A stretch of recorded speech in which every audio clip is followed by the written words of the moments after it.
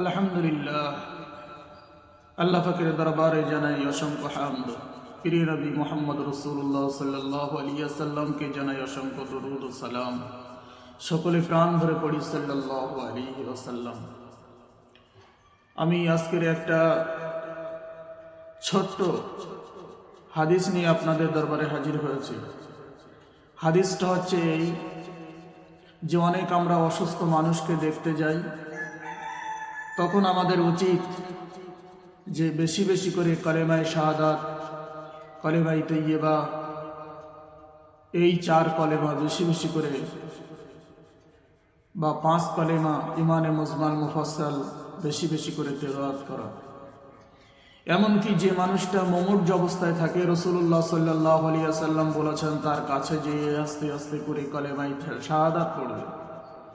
একবার যদি কলেমা নসিব হয়ে যায়, আর তোমার সাথে সাথে যদি ওই মানুষটা একবার কলেমা পড়তে পারে, ওই মানুষটার জান্নাত নসিব হয়ে গেল, জান্নাত তার জন্য ওয়াজিব হয়ে গেল, কবরে আযাব থেকে সে নাজাত পেল, এবং ইহকাল তো চলে গেল, পরকালে সে তার জন্য শান্তিময় হয়ে গেল।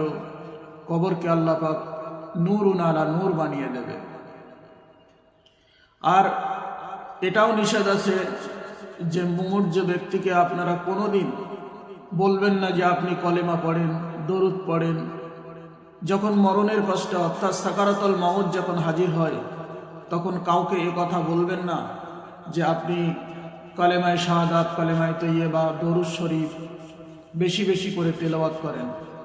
আপনি পারলে পাশে আস্তে আস্তে পড়বেন। তার কারণ রাসূল বলেছেন, যদি মরণের সময় মানুষ একবার মুখ দিয়ে ভুল করে বলে বসে যে আমারে ভালো লাগে না, ওই মানুষটা বেঈমান হয়ে মারা যাবে। ওই জন্য পাশে যেয়ে আস্তে আস্তে করে কালেমায়ে শাহাদাত, কালেমায়ে তাইয়্যিবা পড়া উচিত। দরুদ শরীফ আপনি যেটা পড়বেন, অর্থাৎ কলেমা নসিব যদি হয়ে যায়, ওই মানুষটা আপনার কথা শুনে যদি কলেমা জবান দিয়ে আস্তে আস্তে করে পড়তে থাকে, ওই মানুষটা ঈমান নিয়ে কবর গহীনে চলে যাবে, আর তার জন্য কবর জান্নাতের টুকরা বানানো হবে।